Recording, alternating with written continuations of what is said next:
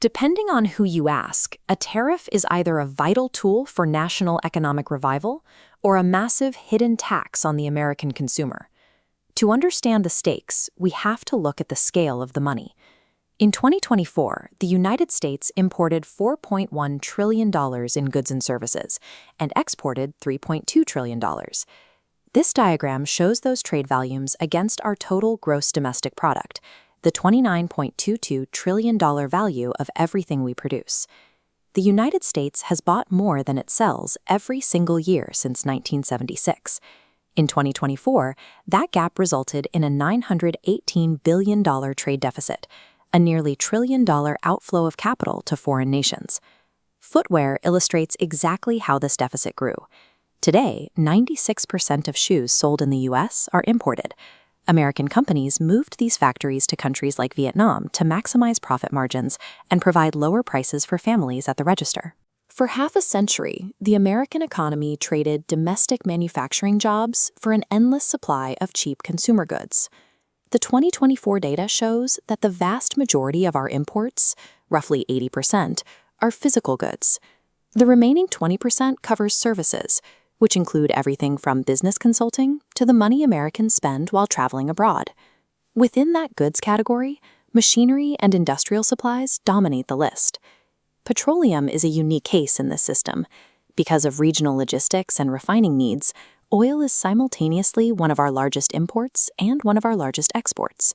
Agricultural trade follows a similar specialized pattern. While the U.S. imports tropical produce like avocados and tomatoes, American farmers lead the world in exporting apples and massive quantities of soybeans. This constant flow of machinery, energy, and food forms the circulatory system of the American economy. Most people assume that China is the United States' primary trading partner.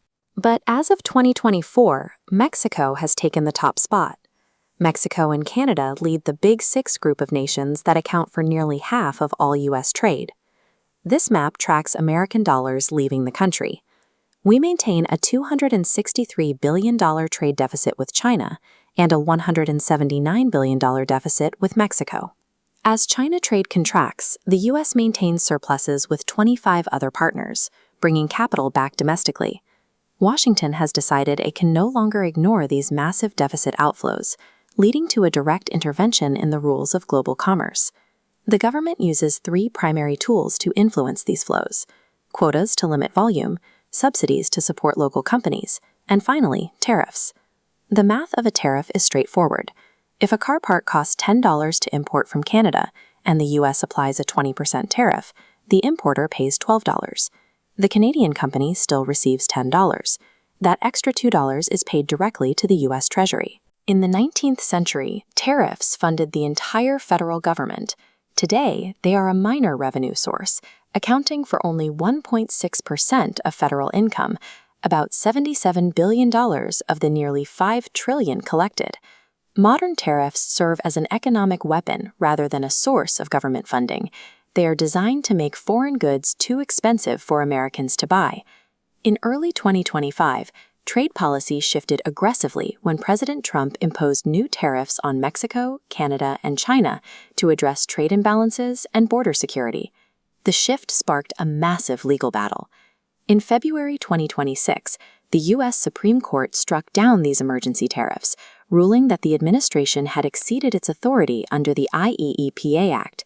In response, the White House immediately pivoted, implementing a 10% global tariff using alternative legal authorities to maintain the pressure on imports. This chart shows the scale of the change. In 2024, 70% of all products entered the U.S. duty-free. Today, that number has dropped significantly, replaced by a landscape of active taxes and legal delays. Regardless of the court's final decision, the era of uncontested free trade has ended, shifting the financial burden directly onto the consumer economy.